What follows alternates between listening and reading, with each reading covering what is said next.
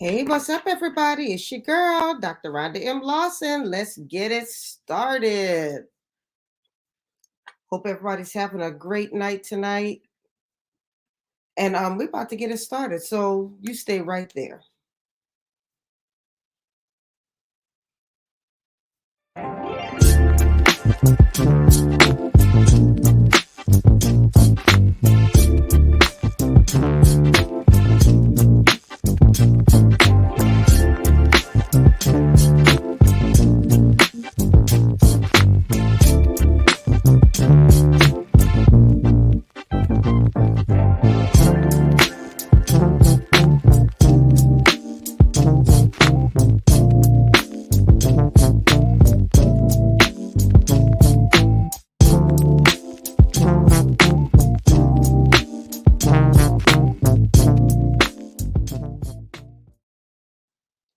Hey, what's up, everybody? It's your girl, Dr. Rhonda M. Lawson, and it is time for a new episode of the Horizons Author Lounge. And I'm looking forward to it. We've got some great guests tonight. And without any further ado, we're going to bring on our very first guest, Miss De-Dee Loftin Davis. Hello, how are you? Hi, Dr. Rhonda. How are you? I'm wonderful. Thank you so much for being on the show tonight. Thank you. I'm loving this energy. I love the bubbliness, the happiness, the joy. That's what I'm trying to be about, and live that truth in me. Huh? So this is what we try to do in the Horizons Author Lounge. People just want to have fun. Yes. Yeah, we can have lively conversation, and it can still be serious conversation, but it doesn't mean that we have to do it with the mad looks on our face, if you know what I mean. You just preached the whole entire word, okay? You don't need me. You can just go with that, okay? Come on, yes.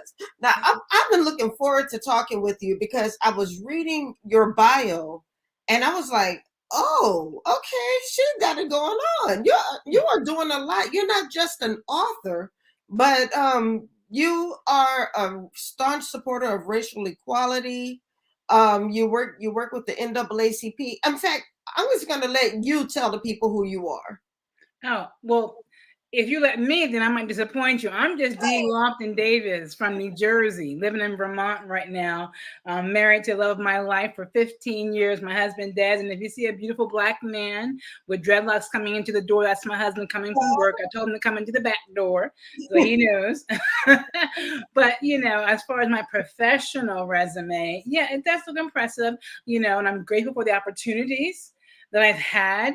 I am 55 years old. That's right. Don't adjust your microphone. I'm 55 years old. Deal with it. Okay. So I had a little bit of life experience. When people see me or they see my resume, they think I'm a certain age, or they hear my voice, they see me. And I'm like, well, ageism exists. And I don't believe in going away quietly in your 50s, in your 60s, in your 70s.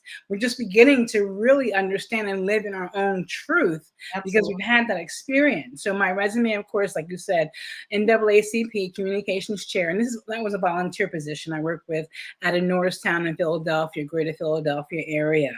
Also, of course, I worked in corporate universities, worked with different organizations for racial equity, anti-racism. I was fortunate and had the opportunity to teach leadership at Harvard University and Stanford University. Now, again, it sounds more prestigious. I didn't teach students. I taught the leadership, some of the leadership. They had invited me to speak. So on my resume, yes, it's impressive. But if you were to ask me, I'm just a round-the-way girl from New Jersey.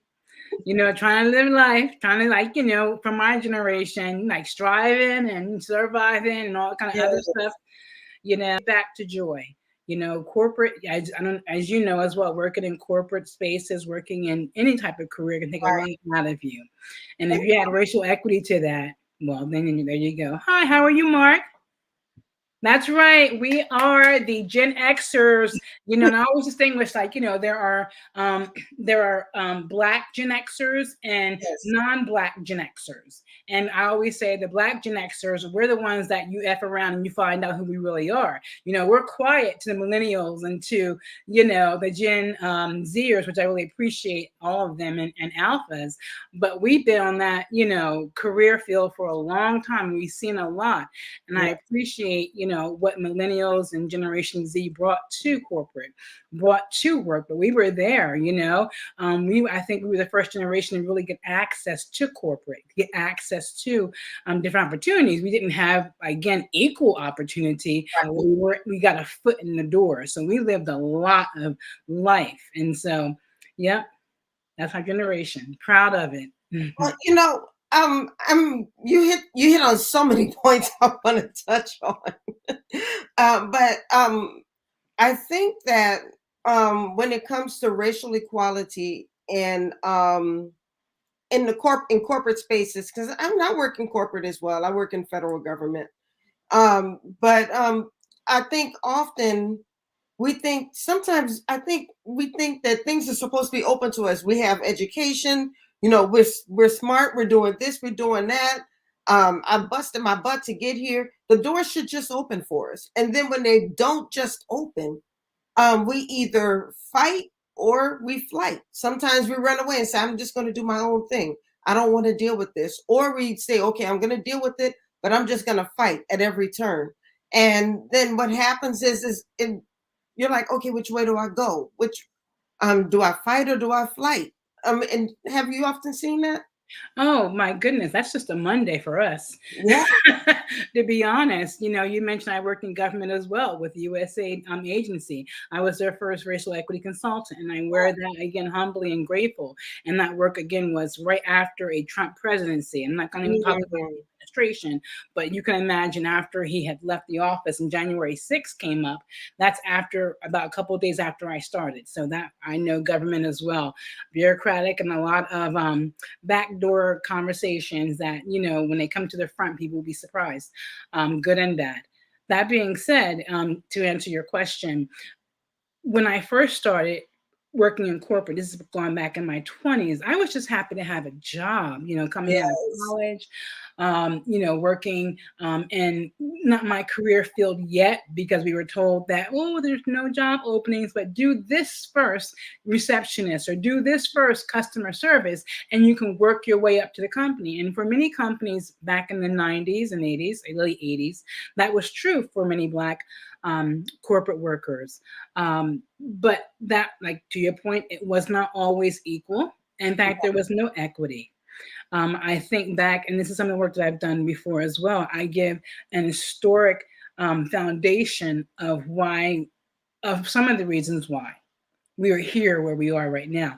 I go back to HR. HR was founded back in the Industrial Revolution, back, I believe, in late 1800s through 1920s, by Robert Owens and Charles Babbage. They're Englishmen who started the Industrial Revolution, who started HR. And Wow. So HR was I learned started. something now. Hmm? So I learned something now. I think sometimes we think HR just has always been there. Yeah, no, it started right during an industrial revolution. And what happened was Robert Owens and Charles Babbage said that, and they were speaking to the white workers because we weren't even a thought in the room. We weren't even visible in the room. We weren't even allowed in the room, Black and brown and people of color. So they basically said, without saying, white workers were assets, were corporate assets. And assets, as we know it, is basically you're owned by your entity. And so it was one step above what we were being called basically Black chattel and slave. And so that set the framing for a corporate plantation, if you will. Just Mm. a kind of corner phrase. We've heard that, Yeah. phrase going around as well. But that's how it started. White workers were seen basically through the lens of who started it, Robert Owens and Charles Babbage, as corporations or basically the plantation that you are allowed to work on. But the change with us is that, or between the difference between us and them was that they got paid for it. We didn't get paid for it. And they got, of course, promotions later on. Right. So that's where we're coming from, and we're trying to change historic policy, going centuries back, trying Now, racial equity. When I say we in the field, changing not just people's mindsets and bringing awareness. That's all good and so important, but we're mhm, changing policies and protocols because you have over 100 years of conditioning from the foundations of HR. That HR basically, old school HR is for you. And honestly, no, it was never made for you. It was made basically as an entity for the people who owned the company. They were Right. never really, it was never set up to be an advocate. And then of course DEI came in, and advocacy came for white women and those who were non-black, overall, generally speaking. So Mm. educating on that and saying we have policies to speak to that. We have data to speak to that. We have the racial wage gap to speak to that. So my point is this: doing all of this work and doing all of this education and doing all the changing of policy through government, university, corporations in my field of racial equity, that can take a toll on anyone. I'm no one special. That's a lot of work to do. And Mm. so I want to get to a place where I'm like, I miss my being joyful. I was driving with my husband one day. This is my husband and I. This is our get out and do things. We love taking scenic drives. I like that. Sometimes like it's beautiful, and then sometimes I'm just like trauma driving. Jesus, you gotta do something. Jesus, take the wheel. I'm trauma driving today. It's not an enjoyable experience. And my husband, God bless him, he saw that and he's like, "Where's your joy? I miss that spark in you." And I'm just like, Mm. I do too. I do too. He's a great accountability partner to me. And I try to, of course, be that to him. And I said, well, it's somewhere. I just got to find it, find my joy again. Yeah. And so I began to go on this just like little mental kind of, journey and say, where, or what time in my life where I found the most joy? Mm. Accolades, awards, prestige, which, that's subjective. Right.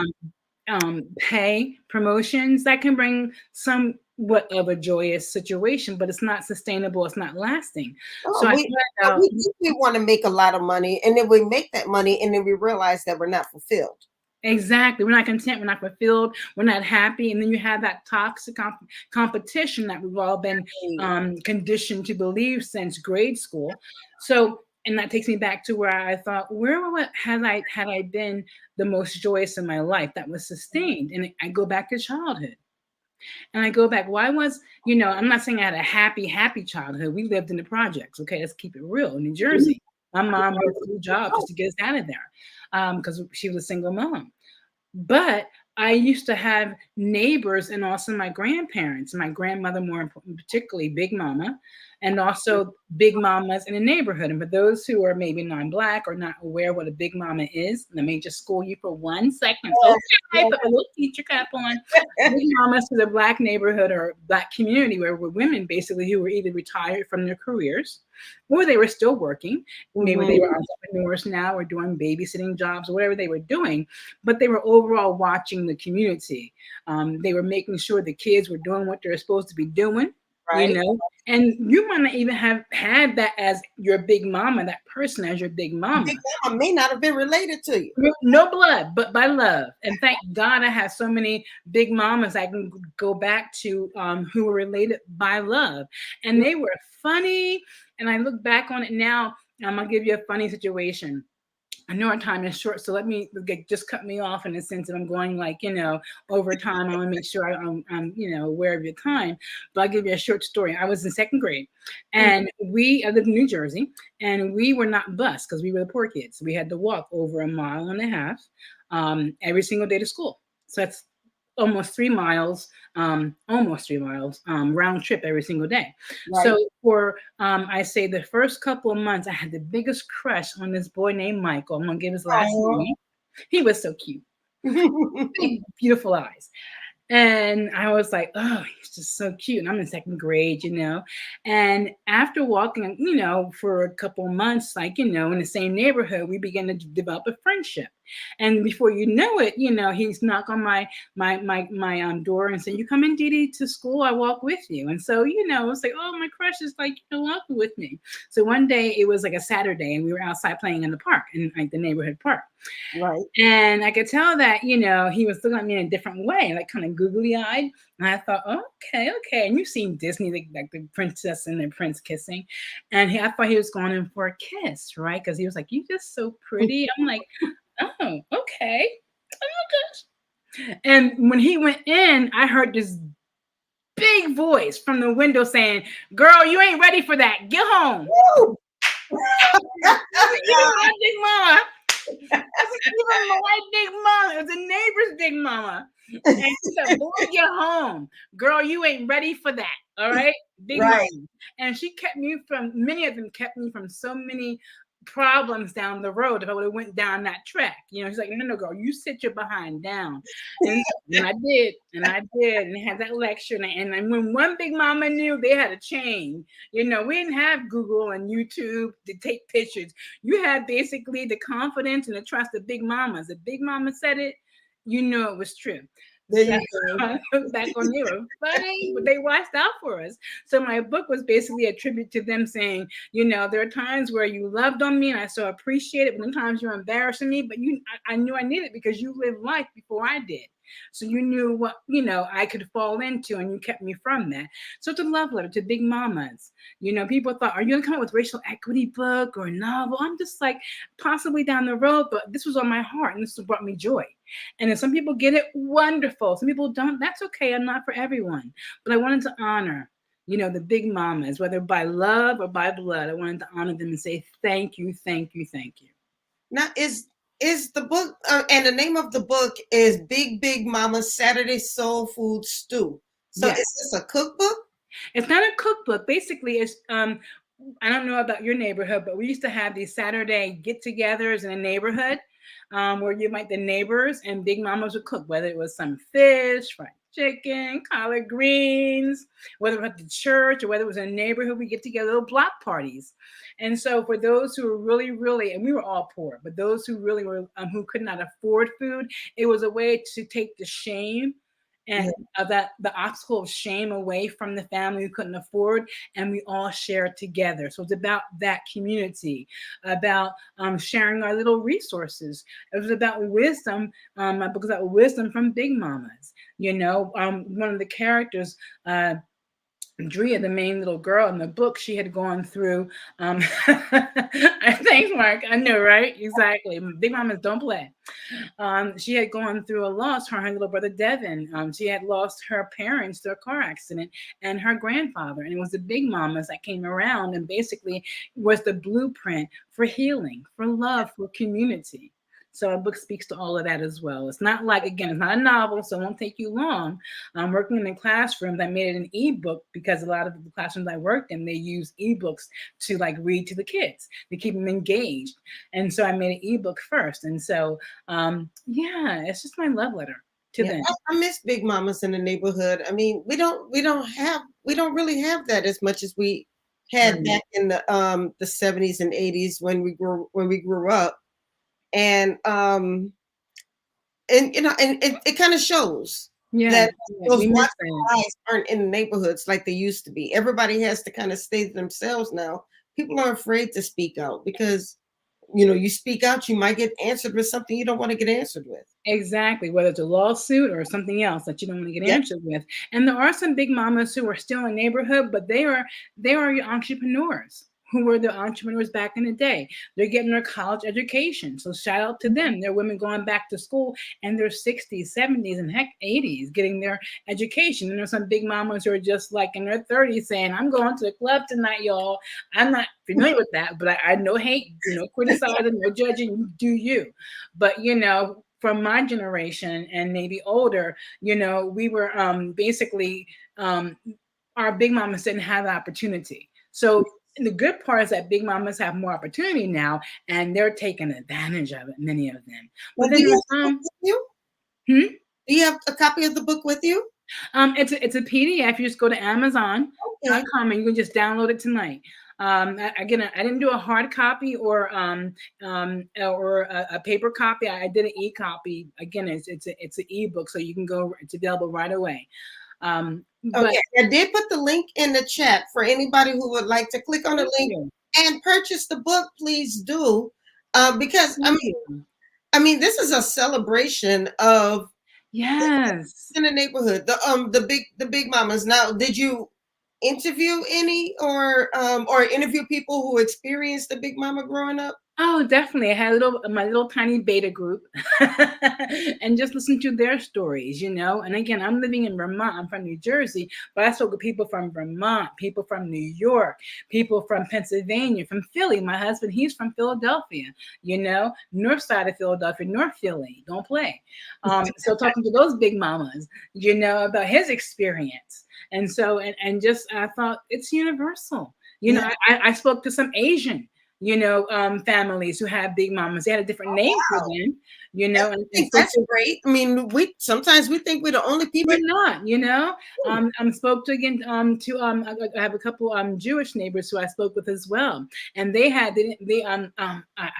forget the name that I'm giving the Y, I believe. I don't want to offend anyone who they call their big mama, but they have their own, like, you know, version of big mamas. Yeah. And if you don't have a big mama by blood, if you look back to maybe school, look back to maybe even the community, there was always maybe one person who was trying to do something for the community, and they weren't in it for themselves, uplift the family, and Yeah. they were doing it out of love and respect. And oftentimes they weren't getting the love and respect they deserved. And this is my way of saying thank you. Just thank you. Whether no one else sees you, and if you're invisible, you know what you've done in my life. You've done so much, and that, you know, brought me to mentoring young kids in my neighborhood, mentoring foster kids, mentoring former gangbangers in New Jersey, in Jersey City, and in Camden. And just like, again, for free, not expecting anything, have an essay contest for them, you Yeah. know, and using some of my paycheck to you know, fund little awards for them. That was all big moments. They gave us the blueprint on how to make a better community.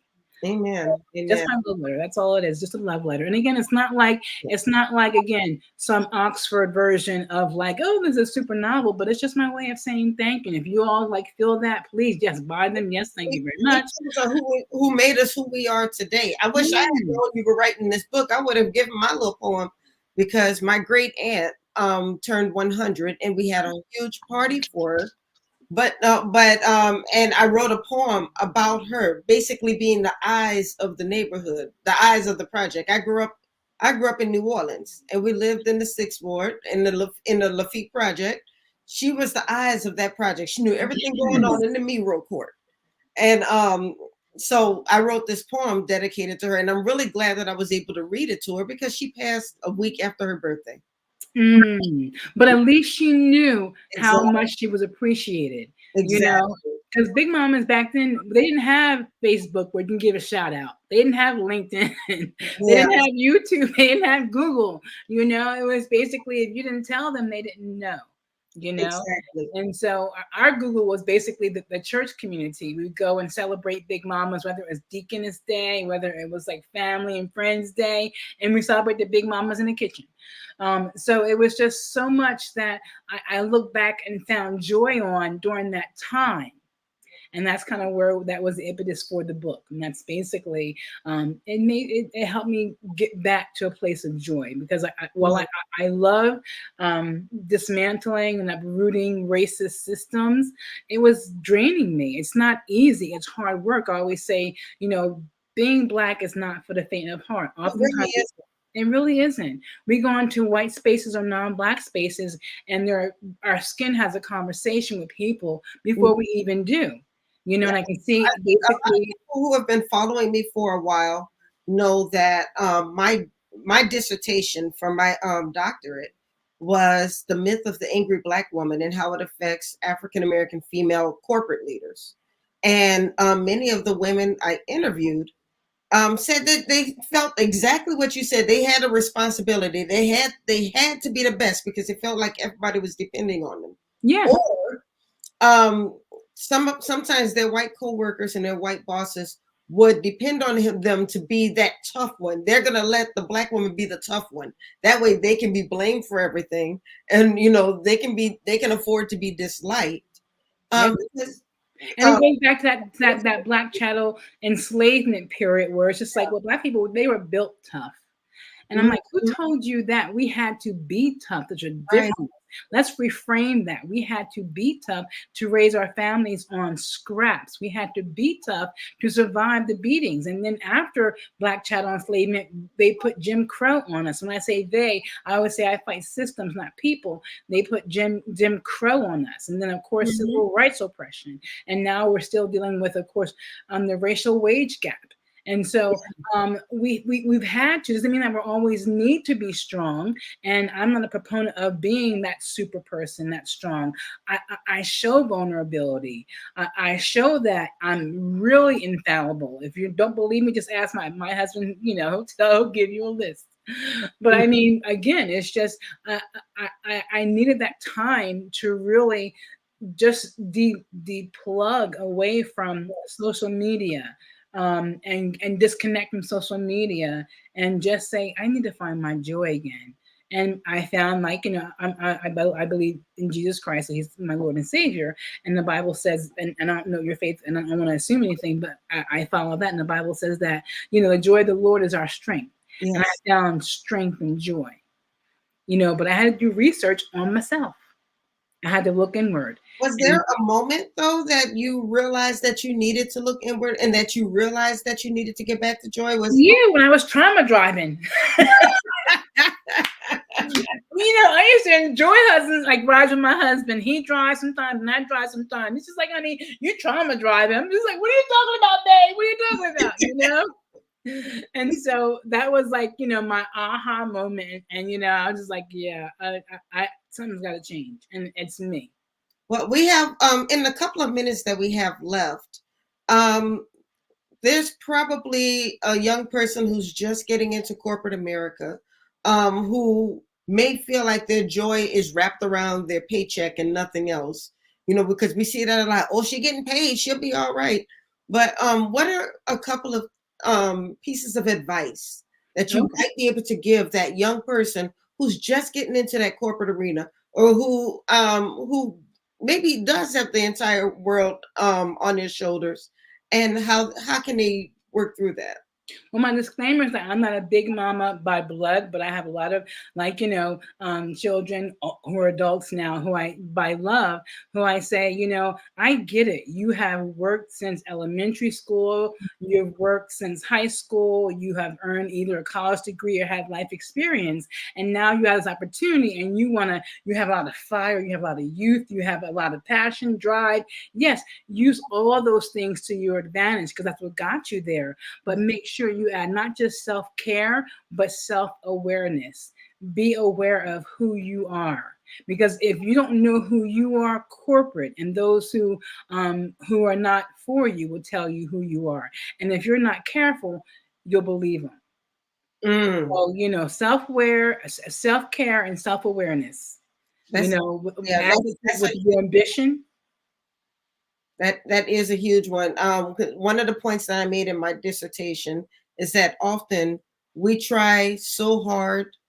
We either play up to the stereotype because we want people to respect us, or we want people to like us, and so we go completely opposite the stereotype, and we wind up losing ourselves. And in Yes. any case, you can wind up losing yourself. So self-care and self-awareness, those are huge pieces of advice, and I really hope that everybody listening took heed to that.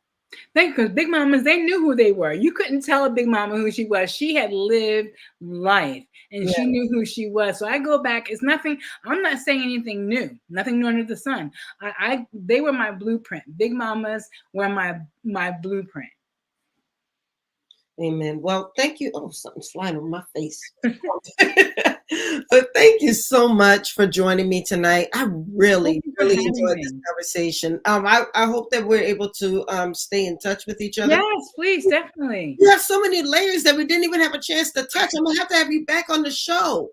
Definitely, definitely. Well, again, I didn't want to take up the whole entire 30 minutes, like, in case you had like questions or whatever. So I wanted the conversation. So that makes me feel happy and blessed. So thank you. And again, if you have a big mama in your life, if you have a big papa, whoever you have in your life who really is uplifting you, encouraging you, let them know, because time is not something that we have in spades. Let people know how much they mean, how much you mean to them. All right, y'all, ladies and gentlemen, this is De-Dee Loftin Davis. Thank you so much.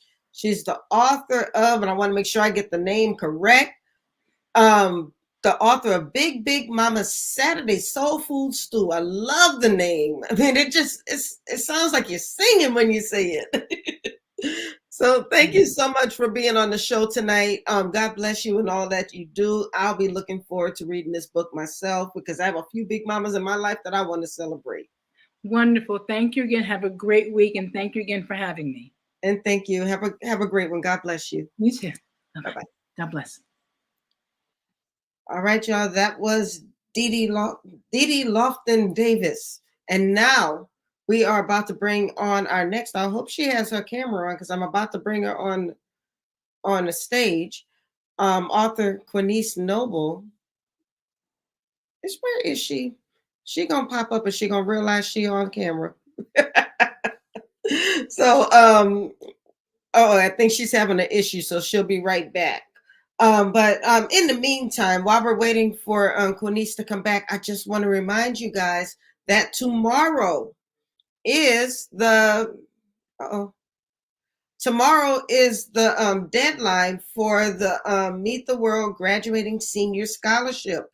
And so I hope that your kids are busy writing out their essays and getting their letters of recommendation because we want to be able to give $1,000 to a graduating senior. And I want it to be your child. Here's the flyer right here. Just scan the QR code to get the application. It's not too late. If you're just seeing this tonight, it's not too late. Go ahead, scan that QR code, and then get your letters of recommendation tomorrow and your proof of community service tomorrow. But by midnight, Eastern Standard Time, I might even, you know what? I'm going to be nice. I'm going to say by midnight Pacific Time, you need to have your applications in so we can give a graduating senior $1,000. And like I said, I want it to be your child. So if you have questions, you can hit my DMs and I will get you some more information. But in the meantime, just scan the QR code that's on the screen right now so you can start filling out that application and writing your essay. It's only 500 words. It's not even that hard. You can do it. Okay, so our guest is here, author Quiniece Noble. Hello. Hello, hi. Did I say your name correctly, Quiniece? Yes, you did. Well, welcome to the show. Welcome to the Horizons Author Lounge. Thank you for having me. Well, and I must say that being a New Orleans girl, I am very happy to have another New Orleans girl on the show. Thank you. So tell us about yourself. Hi, my name is Quiniece Noble. I'm an author times five. I have 5 books. I'm going to be discussing about Boy Mama, I Love Him, part 1 and 2. I work in the education field. I am a academic interventionist at Inspire Nola Charter Schools in New Orleans, Louisiana. I've been working with kids since I graduated about 18. Um, I started off in Head Start. Now I currently work in elementary. I work with ages 6 weeks up until 18 years old. Okay, now tell us, what is an educational interventionalist? Okay, so an education interventionist is a person like myself that come in and we do respond to intervention. Like if a child have like a learning gap or something like that, I would come in and pull them to do tier 3 interventions, intense interventions, working with a specific skill like reading, math, a Okay. specific skill in either subject. So it's like a child may not be getting it in the classroom, may not be able to learn at the same pace as the other kids. You kind of take them aside and help them to bridge. Yeah, bridge the gap. Yes. Wonderful. Yeah, we need people like you. Yeah. Thank you. So now tell us about your books. Do you have your books with you? Yes. This is Boom Mama. I love him part 1 and 2. Oh, okay. Two totally different covers. Yeah. But tell us about the story. Okay, so Bo Mama, I Love Him, Part One. It's about a love story. It's an urban fiction book. It's a love story. Uh, it takes you on a roller coaster ride. It's about love, betrayal, and parenting. Okay. Love, betrayal, and parenting. So what happens? Uh-oh. I think Quiniece is having some technical difficulties. Hopefully she will be back. But I will, in the meantime, I'm gonna go ahead and put her link in the chat. It's kind of long, y'all, so you're gonna have to bear with me. It's well, kind of long. It is long. These Amazon links, they are nothing to play with, y'all. So let me see. I'm gonna put this in the chat for you.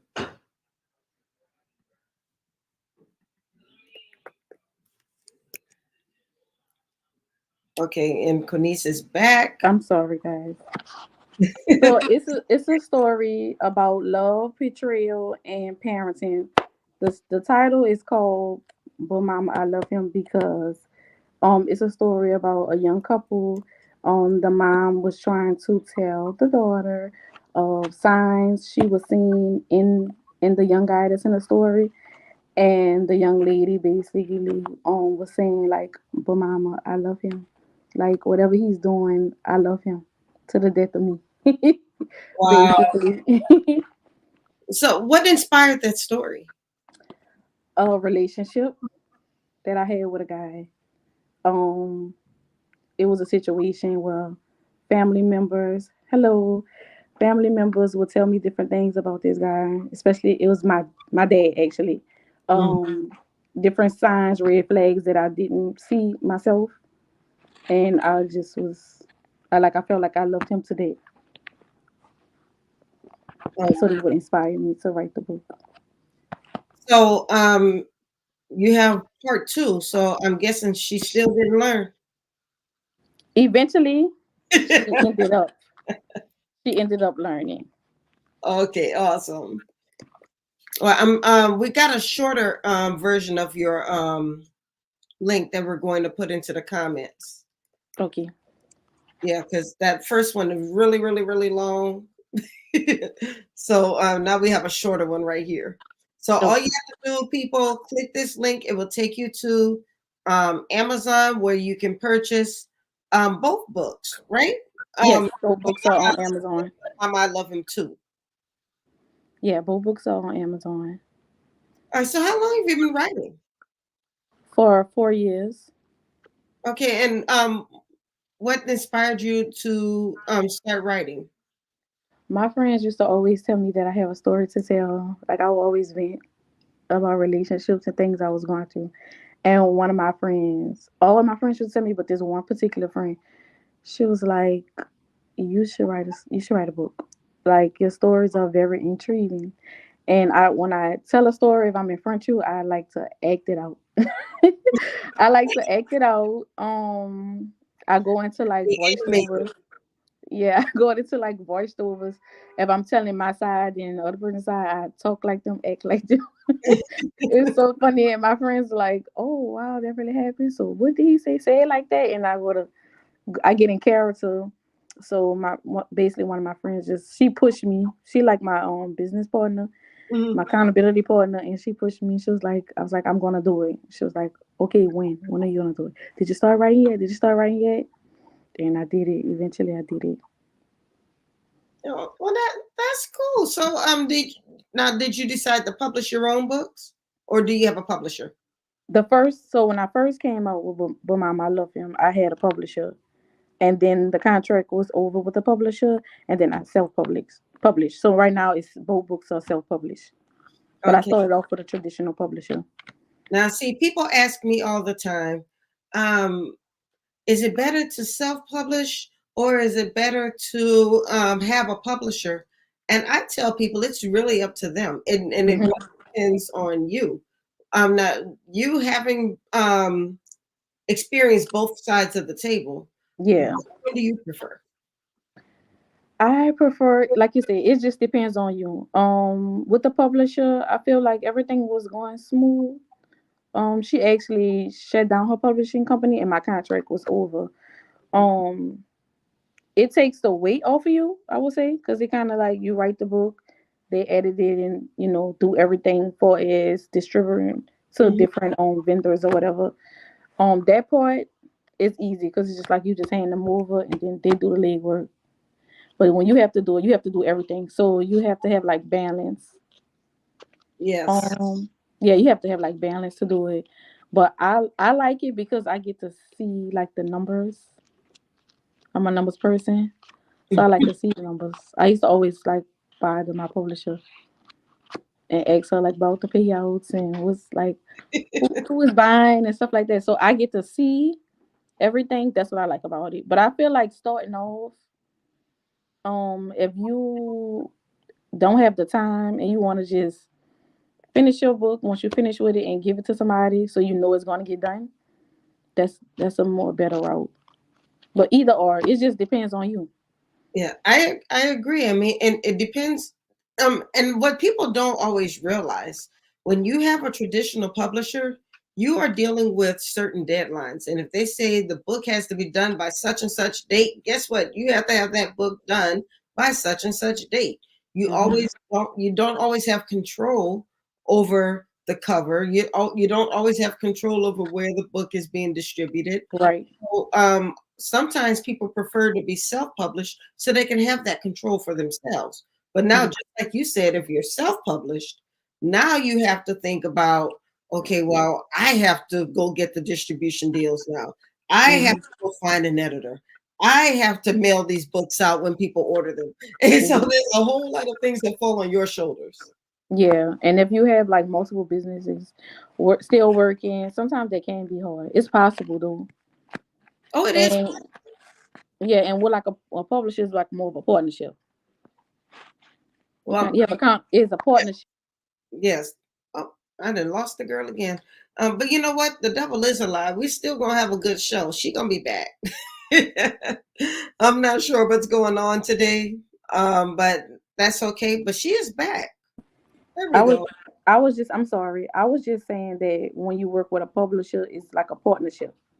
Yes. You have accountability partner, a partnership, and then you do have deadlines you have to meet, and they have deadlines that they have to meet as well. No, you make a very good point. It is a partnership, and sometimes newer authors may go into a traditional publishing contract thinking that now they can just relax because the Mhm. publisher's doing it all, and that's not the case. I don't care. I don't care if you have a huge publisher. If you have a publisher, like let's say a Kensington or a Random House, or there's still a lot of work that you as an author are going to have to do if you are trying to get your book out there. If you're trying to get on these bestsellers, you still have a certain level of hustle that you have to do. You can't do it. You can't just expect the publishers to do it all for you. Yeah, it's still your brain and your business, so you have to do some type of work. Absolutely, Mhm. absolutely. So, are you working on anything new yet? No, I'm not currently. I'm not, but I have another book. It's a kid's book with my son. He's 7 years old. It's about Okay. animals. He wants to do a book about his dad. His father passed away, so he wanted to do like a tribute to his dad. Oh, So nice. you can see I'm working on it. Yeah, I'm working on it. So, your son's about to be a published author. Yeah, he already is with his animal book, but he wants another book to tribute to his dad. That's sweet. That's a Hmm. really nice project. Yeah, he wanted to get on get on here. I was like, I'm promoting me tonight. Like, He's let gonna me sit in the have my background. shine, baby. You gonna have yours. Let me Yeah, have. you gonna have yours. Yeah. Hmm. I believe I met you before. You had like a writers workshop. I think it was like 2019 or 20 at the Right, library. yeah, at the Black History Month Literary Weekend. Yeah. Mhm. Yay! Yeah. Mhm. So yeah, when I still do the weekend actually. I do it. I do it here in the DC area now. Okay. And in 2026, I'm coming back to New Orleans. So I would love to have you as one of the authors. Um, Okay. we come back to New Orleans to do it because 2026 will be our 10th year. But Okay. when I first started the event, Yeah, I used to do a free writers workshop at the local library. Did you do the one that was in Gentilly, or did you do the one that was across the river? On the West Bank, yeah, the Yeah, LGS location. yeah. I used to like them. Did you come to the one that Brian was teaching? Yeah. I Yes. still have the notebook with the notes and everything. I have a picture. I'm gonna have to send it to you. We took a picture with all the authors. That's how I started following you. Oh, that is so hmm awesome. Thank you for letting me know that my event was making an impact. It And was you've definitely. become a published author with 5 books since then. Yeah.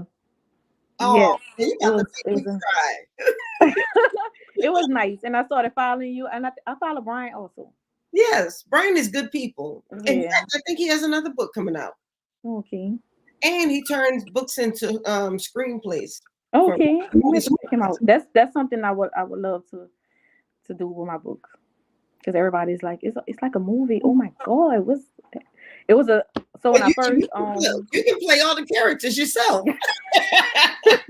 yeah, like Tyler Perry.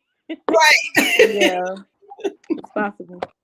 But when everybody read But Mama I Love Him is to be continued. So it was just like, okay, what's next? Like I just gotta know.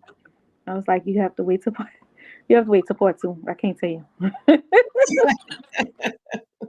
Like you gotta wait till part 2 to see what's gonna happen.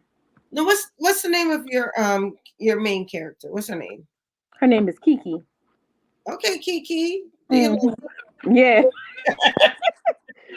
Yeah, when I was promoting, that's the song I was using too. Kiki, do you love me?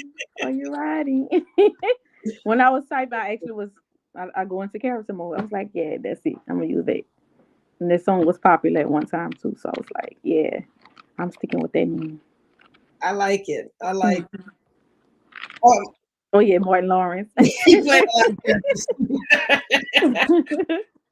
That's probably where that come from. That used to be my favorite show. Now, see, you got to meet Mark Bosajor. He's actually going to be in New Orleans for the Black Ink Festival next month. Okay. Okay, Yeah. I'm not gonna be here. I'm gonna be in Houston. I'm going to my cousin graduating. I Um, wanted to be a part of it. I'm so mad because last year I tried to do it and it was full. So I'll try again next year. But oh, they had some dope authors last year that I went follow, and it was like, oh my god, I was in your city. It was so nice. that's good. Yeah. We actually had the founder of the Black Ink Festival, Michelle Jackson, on the show a few weeks ago, and Okay. she was talking about the event and how it's evolved. She's done a great job with the event, and it's only her second year doing the event. So, well, Okay. here in person doing the event because she Okay. had done it online before. Okay. Yeah, so I'm really proud of her. I love supporting other authors. So that's one of the reasons why I do this show is so I can support authors and just help to give more authors a platform for your books. Yeah. It's gonna be a nice event. You're gonna enjoy New Orleans. You have to get out and go do some things. Yeah, he was there last year. I'm sure. Okay. Yeah, one of our fellow authors, Michelle Knight, who's also from New Orleans, but she lives in Virginia now. She was there, and I think she drove him around, and he got to see a little bit of the city. And Michelle is New Orleans. She's so New Orleans.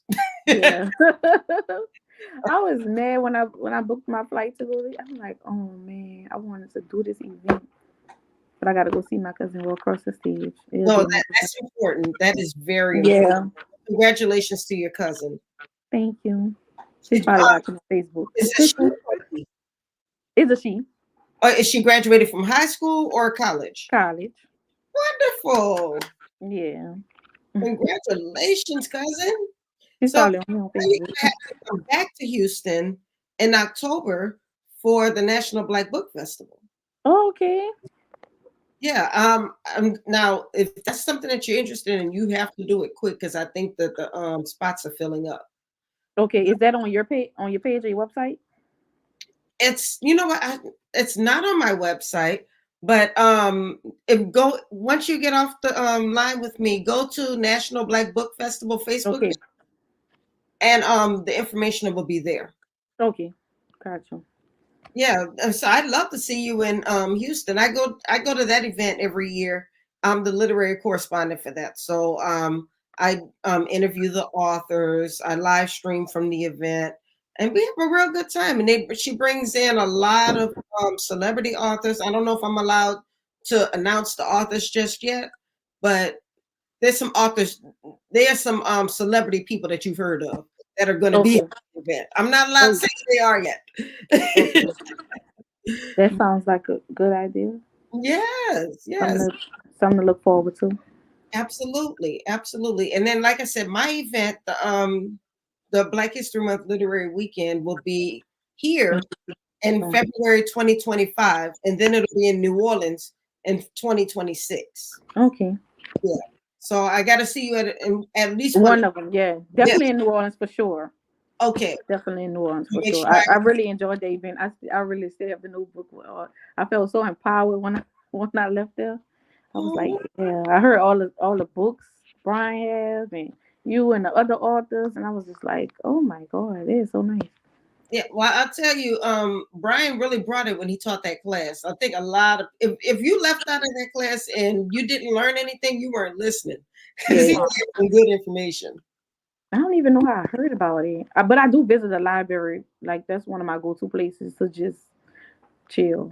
Like want a peace I of like to mind, hear grab a that. book. So I I like to kind hear of that get the the people are news. still going to the library these days. Yeah, me and my son just got a new library card because we lost it. We used to use our number. I was like, Mhm. you know what? Let's just get a card. Let's just get a new card. So we got a new card.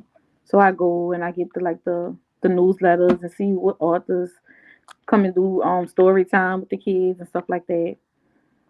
Nice, nice. Let him get on the computer, play Now, one games. thing I used to like to do, and I think some people may not realize you can do this, but if I knew I was going to be driving out of town, a lot of times I would go to the library and rent audiobooks. You can rent audiobooks. Oh, okay. Mhm. I So didn't know you could rent audiobooks, but I know you can rent like DVDs and stuff. People don't really use DVDs, but yeah, and I'm saying rent, but it's the library, so you actually like borrow check it out. the audiobook. Yeah, You're checking it out. yeah. You can Yeah. check it out. So yeah, I think a lot of people don't realize that yes, you can check out audiobooks at the library. And often you can go to the library just if you have to do your homework and you don't have a computer at home. They have computers at the library. Um, Yes. the library is just a really cool It's a spot. resource. It's a great resource. Great They resource. even have some of them have study rooms. Yes. They have rooms you can book if you want to do like you had your event for I think it's free. Mm-hmm. Yep. Yeah. It was free. Mhm. Oh yeah, Libby is another a good one for audiobooks. In fact, I think that's what the library app is where you can borrow the audiobooks. I think it is Libby. Okay, maybe check that out. It's Yeah. an app that you download. I think you have to do it through the library website. I haven't Okay. used Libby because I have audible.com, so I just download my books from Audible. But Libby is another one if you just don't want to be spending what is it, $16 a month now for Audible. If you don't want to do that, then yeah, Libby is a good resource for that. Yeah, that's a good resource. My grandmother still goes to the library and put her name on the list for new books that come out. And then the Yeah. book is so good, and she like, how you off Amazon? Can I give you my card because I gotta turn this book in? I'm not finished. I'm like, just order it from Amazon. She's still like the old way. Go on, check it out, like with a card, a library card. I'm like, you can buy the books now. And she'll make copies of it and everything and staple it and be highlighting. I'm like, you just order the book off Amazon. Too funny. Yeah, that's funny. Your students know that you're an author? Some of them do and some of them don't. If I read them a story and I'm all in character and stuff like that, and they're telling me, "Oh, you're telling the story so good. Like, how are you so animated or something like that?" And I'm like, "Well, I'm an author. I'm a little shy, so I don't like to disclose everything because I feel like I'm at work. Oh. Go in to ask questions. I do be like, I'm an author. And they be like, Miss Noble, you serious? And then I go to Amazon. I show them a picture with my book. And they like, oh my God, that's your name on Amazon. That's your name on Amazon. I'm like, yes. Your son is author. He's 7. See, now you're a You think I could be an celebrity author? in kids' Yeah. eyes. Love it. Now you think I could be an author? They write a paragraph and they're like, "You think I'm?" I'm like, "You can be. Keep writing. You can be."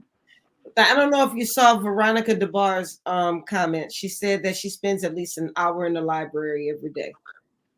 Oh, I see it now. Yes, it's peaceful. It's so peaceful, and I like how you can't really talk. Everybody just somebody reading a book, somebody studying, somebody working on something, somebody Yeah. on the computer with their headphones. You meet college students, working people. It's a peace of mind for me. I was just saying when I went, all they need is a coffee shop in here. Yeah. Yeah, that would be great. But no, see, because then one of y'all gonna spill coffee on the people I book. know, I know. I'm like, this is not Barnes and Noble with the Starbucks. Too funny, too funny. Well, now what do you have planned now? So I know you're going to your cousin's graduation. You said you're not working on a new book just yet. Um, what are your goals? What do you have planned for the next few months? So right now, I'm currently I attend Delgado Community College in New Orleans. I'm studying psychology. So right now, I'm going part time. I'm taking a child psychology class that is really interesting to me. Um, And that goes I'm really well with what you do, being an educational interventionist. Yes, it does. So right now, I'm currently in school, and for the fall, I plan on attending a university, an online university that my job partner with. Awesome. All right, so no wonder you're not writing any books. You're busy. Yeah, I'm busy. Yeah, I'm busy. Well, congratulations on all you're doing, and thank you for all that you're doing for our kids. I think often there are some teachers who will throw the kid away because they didn't catch on as quickly as the rest of the class, so they write them off. So it's really good when we have people like you who help to bridge that gap so that the child can catch up, because that goes a long way toward their self-esteem. If they Yes. feel like they're not catching on as quickly, they start to look down on themselves, and they start to think that they're dumb, or they're not as smart as the other kids. And sometimes it takes people like you to show Hmm. you are smart. You're learning in a different way, but it doesn't make you any less smart than anybody else. Yes, that's definitely what I get, and I get a lot of thank yous from the parents. Like, "Oh, okay, my son maybe didn't know all his timetables, but he knows some. He didn't know phonics awareness, but now he know his sight words. Awesome. So it's definitely a benefit. And when I'm doing something else around the school, they definitely, Miss Noble, I'm getting me today. Today is not your day." Yeah, but I love what I do for the kids. Awesome. And I love what you do as well. So I want to thank you for joining me tonight. Thank you for talking with me over this last half hour. I hope you enjoyed yourself. I know we had a couple of little technical difficulties, but when we were there, girl. Yes. Sorry about that. Thank you for having me. I appreciate it. Oh, thank you for being here. I appreciate you being here. Keep doing what you're doing. Keep writing. Whichever way you decide to do it, keep writing, because you absolutely are affecting the next generation. Thank you. I appreciate it. All right. You have a wonderful evening. Okay, you too. All right, y'all. That's it for tonight. I hope you guys enjoyed the Horizons Author Lounge. I know I did. We had two great, amazing guests. I knew we would, though. I mean, we always have amazing guests. We try to be very selective here in the Horizons Author Lounge. So I just want to thank you all for joining me tonight. And I hope that you guys have a wonderful evening. I hope you will join me tomorrow night on Black Authors Matter TV, which will be on the National Black Book Festival Facebook page. And thank you, Larita. She said this was a good one. It was a good one. So thank you all. You guys have a wonderful evening. Keep writing. And do not forget about the Meet the World Image Solutions Graduating Senior Scholarship. The deadline is tomorrow night. So there's still a little bit of time, but you don't have a lot of time. So don't put it off. I want to make sure that your kids have the opportunity to get this scholarship. All they need to do is scan that QR code to fill out the application, and I want to see those applications rolling in tonight, tomorrow night. I already got like a couple of them. So some people are on it. So I want to make sure that you guys are on it as well. All right, y'all. That's all we have for this evening. God bless you. I hope you have an amazing week. And I'm going to see you next week. God bless you. Bye-bye.